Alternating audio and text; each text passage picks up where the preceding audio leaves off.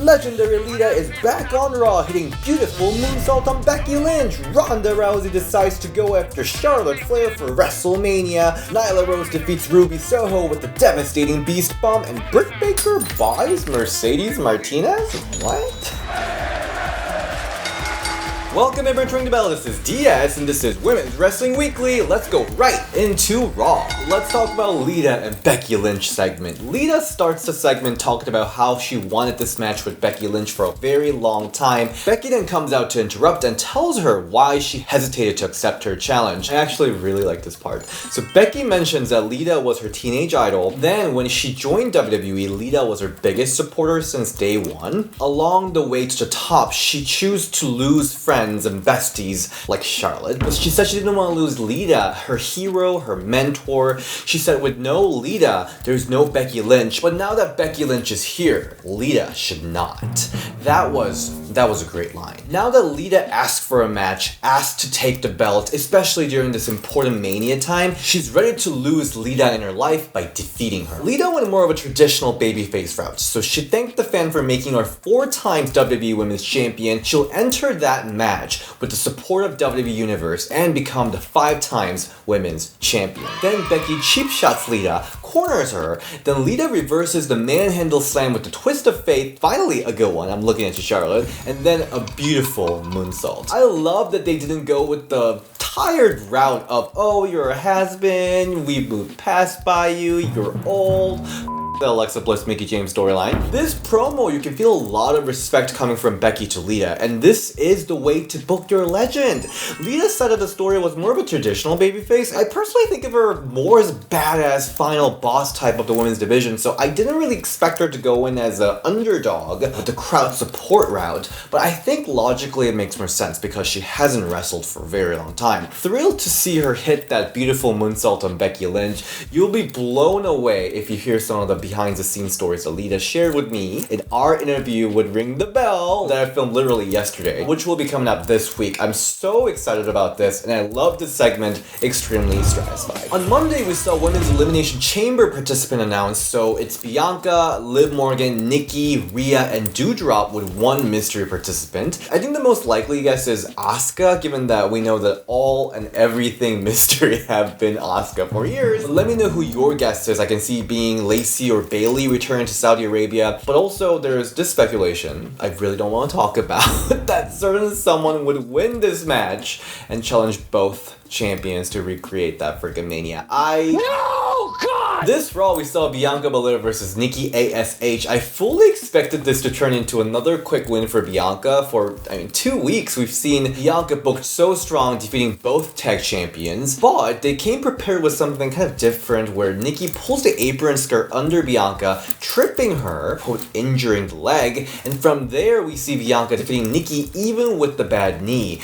That was a good call to make Bianca look really strong, but also Nikki looked deliciously evil. Bianca, selling the leg, hits the KOD, picking up the win in 4 minutes. I'm satisfied. Second match was also between Elimination Chamber participants Liv Morgan versus Doudrop. This was a really good match with a lot of fun back and forth. At the end, we saw Doudrop with the huge splash on Liv Morgan, picking up the win in 8 minutes. This is interesting because on one hand, I'm glad Doudrop is gaining back the momentum from losing from Becky Lynch on Royal Rumble, but Liv. She cannot be talking about almost winning to Becky for months. Like, almost winning is losing. I feel like WWE is doing it yet again, killing Liv's momentum heading into WrestleMania, and I'm not happy about it. But the match itself was really fun. Liv is visibly improving every time, and this could be Doudrop's best match so far, so I will say satisfied. Maurice returned to Raw with The Miz for Miz TV with the Mysterios, and Maurice made a Rey Mysterio joke saying Rey should rename as Rey Maristerio. At the Lucha legend, Maurice is watching us Diva stands on Twitter. Dana Brooke is hiding away from Tamina and 24/7 people with Reggie, and she thanks Reggie by saying that she's a good guy, kisses him on his cheek. Reggie asks what that meant, and Dana completely friend zones him, saying that it means we're good friends. Love that Reggie's friend zoned here because we We don't need no more Santino love storyline. We do not deserve that. Not gonna lie, Dana Brooke's acting here is really stiff, or she might be really acting well and portraying that she's actually super fake and she's a and she's just using him as a shield only to protect her 24/7 championship. I might just go with the theory. Now, Alexa Bliss therapy session continues. This week, the therapist asks if she can separate herself from the Lily doll that he gave last week. Alexa gives the therapist the doll back. In the next therapy session, she lets her hair down and she starts smiling and she discusses how she's been having rages, but she's been calming down from it. It seems like she's going back to her goddess character. Obviously, they're putting a lot of time and effort into this, and I hope whatever is mentioned or brought up in these segments ultimately matter and is incorporated into a new character than to just go back to whatever old self she is, because this is getting a lot of airtime, so make it matter. AEW, we saw a rematch from TBS Championship Tournament, Nyla Rose with Vicky Guerrero versus Ruby Soho. We saw Nyla dominate Ruby throughout most of the match, like usual Ruby match. Ruby showed her tenacity with a huge slam onto the apron, countering Nyla's beast bomb into a no future, formerly known as Riot Kick. We then see Vicky interfere here, and as Ruby was distracted by her, Nyla grabs Ruby, hits a huge neckbreaker, top rope senton, and beast bomb to finish Ruby in an 11-minute match. Good match between two of them. I love Nyla and her weird freaking finger spot in this match. Gosh, she's so funny and talented. I fully believe in Nyla Rose's supremacy in AEW, and Vicky's ridiculous laughs. It just makes this duo so lovable. I think Ruby needed the win more though, especially because both AEW champions are heels and Ruby is the face. But that didn't happen here. I'm still quite worried about Ruby in AEW because it seems like she's on a downward trend since debuting in AEW, and we're at the point where we need to see a lot more than just tenacity from Ruby Soho. Still, I enjoyed this match. I was satisfied. We also saw another bizarre Brandy Rose and Dan Lambert follow-up segment. This segment kind of solves the questions of where this is going, what is going on to a point. So in this segment, Brandy comes out and forgets that she's in Chicago and calls it Cleveland. Either this was a mistake or she did it for heel heat. Either way, it doesn't make any sense. It doesn't help her because Chicago starts on her crazy. Dan Lambert comes out, destroys her in the most disgusting and sexist way, and then when Brandy tries to shoot back, Chicago starts chanting, "Shut the f*** up."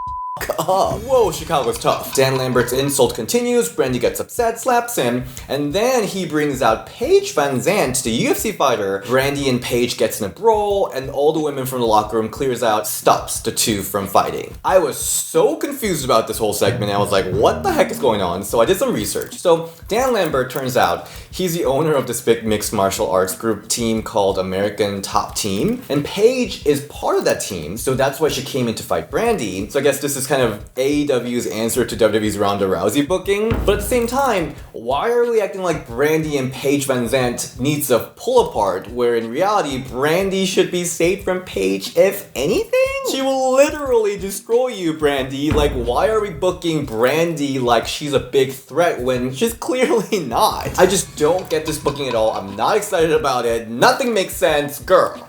Girl. Alright, let's move to Impact Wrestling. We start the show with the Digital Media Championship match between Jordynne Grace and Matt Cardona, and this match was great. Impact does not shy away from organically playing out the intergender matches. Matt Cardona, a big, tall, built dude who's way bigger than Jordynne Grace, is visibly seen uncomfortable fighting a female competitor. I like that Impact always goes there with the intergender matches. They have no problem doing intergender matches, but they also acknowledges the difference in psychology of an intergender matches. So I think it really works in Impact Wrestling. Great acting and storytelling from Matt Cardona, and Jordynne Grace also looked really strong. She fought back like a champ and looked like a legitimate threat to Matt Cardona. The force she uses in some of the moves are just wow, just amazing. At the end, we see Matt Cardona go out of the ring, look into the champion belt like a horny golem, wanting it so bad, and uses the title as a distraction for the referee, then hits Jordynne Grace with a steel chair,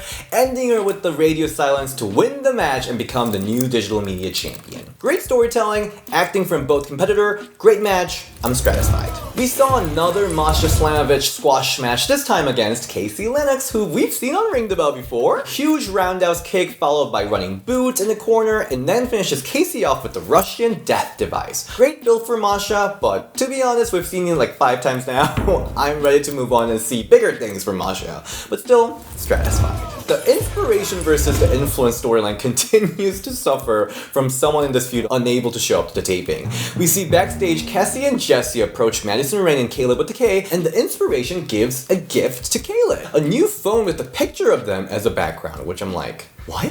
I think this is a follow-up from last week's match where there was a little brief moment that I didn't even mention in the review where Caleb and Jessie had like a brief second where they kind of looked like Caleb had a crush on Jessie. Like, it's not very clear, but it seems like Caleb could be a factor in their tag championship match that will eventually happen. We also saw Mickie James backstage interview talking about Royal Rumble appearance, then Tasha Steelz and Savannah Evans interrupt and rub salt in Mickey's wound for losing the Rumble. When Tasha and Savannah starts to threaten Mickie, best friend Chelsea comes out for Mickie's aid, and then Mickie tells Chelsea that she wants to have a singles match with Chelsea Green next week on Impact. I'm very excited to see where Chelsea and Mickie's storyline goes. Will Chelsea go all crazy? Super excited. Lastly, we see Deonna Purrazzo backstage interview where she announces an open challenge next week for either of her championship. It's good to have two belts, I guess. AEW Rampage time. We saw a backstage segment where Chris Statlander is getting interviewed about Layla Hirsch turning heel, and then we see Layla blindside Chris with a huge steel chair shot.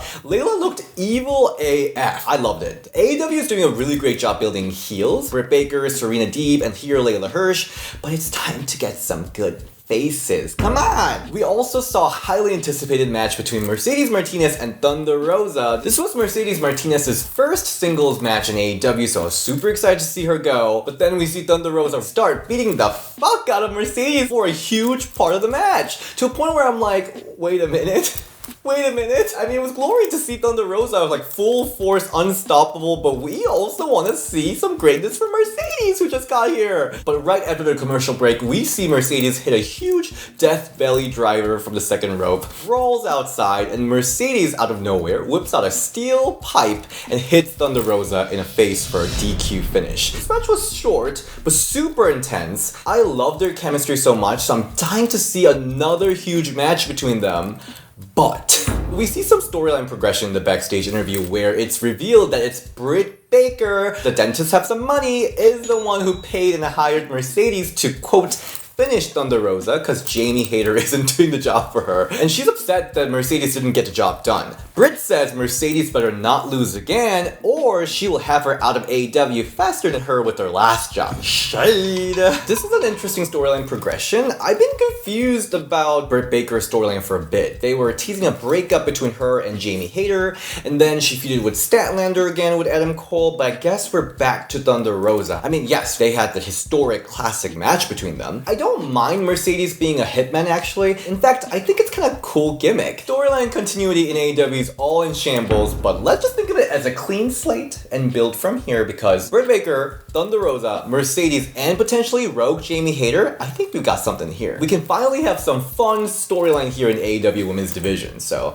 I'm super satisfied. Okay, let's go to SmackDown. We see another match between Aaliyah and Natalya. So glad to see Aaliyah get consistently booked with the veteran like Natalya. She gets a count-out win from Natty in 2 minutes as she sends Natty into a barricade. Natty was running very far, like far off to a barricade, which was kind of funny. This gets a multi-segment storyline in this episode as we see Natalya barge into the office after losing this match. Natalya wants Aaliyah again next week, pin for a submission only, dungeon style match between them. Nobody knows what that means. So she gets another segment, good for you Natty, where she will explain what this match means. So she walks into the women's locker room to tell Aaliyah what that means. Then Xia Li, the protector, comes out and Natty gives up explaining the concept, so we won't know what it means till next week. I don't know, this is all kind of just like breezy, fun storyline, but I love seeing Natty in all these segments and I'm so happy for Aaliyah getting the TV time consistently. And also they're building Xia Li pretty nicely too, so I'm satisfied. Naomi's upset about Sonya Deville eliminating her at Royal Rumble, so tells Sonya backstage to face her in the ring in 5 minutes. Sonya says she's busy, so Naomi says maybe next week.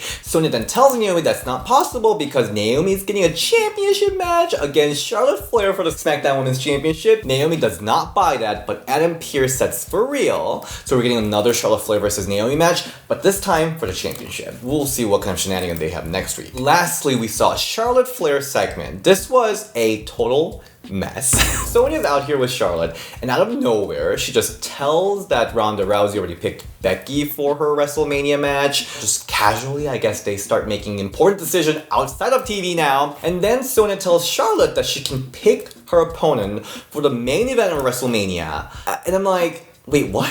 Like, what? What are you even talking about, Sonya? Charlotte didn't even win the Rumble. And then she can just sit here, pick her opponent for WrestleMania main event. And then she picks Sasha Banks as her opponent for WrestleMania, who apparently isn't at the taping. Ronda Rousey then comes out and looks like she got some memo, and she looks so happy to be here, smiling and greeting the fans. It's like happy. And then she tells Charlotte she isn't special, but she's the first one she will defeat at WrestleMania, officially booking Ronda Rousey versus Charlotte Flair for WrestleMania main event. Charlotte then says the title is her baby and that's prettier than Ronda Rousey's, which gets Ronda all pissed. Sonya then out of nowhere tries to stop Ronda from attacking Charlotte, saying that she's the authority here, and of course Ronda destroys Sonya. I have to say it feels great to see Ronda like completely destroy Sonya with the two moves, but I think this constipation moment of her getting their ass beating with no concern, I think that should have been saved for Naomi, so that makes me kind of sad. Overall, this segment was convoluted for no reason, made me feel like Sasha Banks and Naomi were robbed, but I can also hear a sigh of relief from Bianca and Liv Morgan all the way from Raw side. Another nightmarish thought that this segment gave me is, if Charlotte's this year's WrestleMania, are they saving Becky for next WrestleMania? Does that mean we're gonna keep her strong until next Mania? Cause that would be f***ing disastrous. I'm kind of worried about that. I'll just say, meh. Good. Not bad. Thank you so much for joining in for another week of Women's Wrestling Review. I just came back from Baltimore last night and probably had the biggest interview for Ring the Bell. Interview with the one and only Lita. A lot of tea was spilled and I got chills in so many moments. I cannot wait to share the interview with you. It's gonna come out this week. And don't worry, my interview with Christy Hemme and the cat is still in the queue. I just also released my first feature documentary for NBC Peacock last Sunday. So I'll have a bit more time to work on those interviews. The documentary is on Emmett Till, so if you're interested, I'll leave the link down below. And you can also find me on Instagram at DSShin and Ring the Bell DS on Twitter. I'll see you next week. Bye!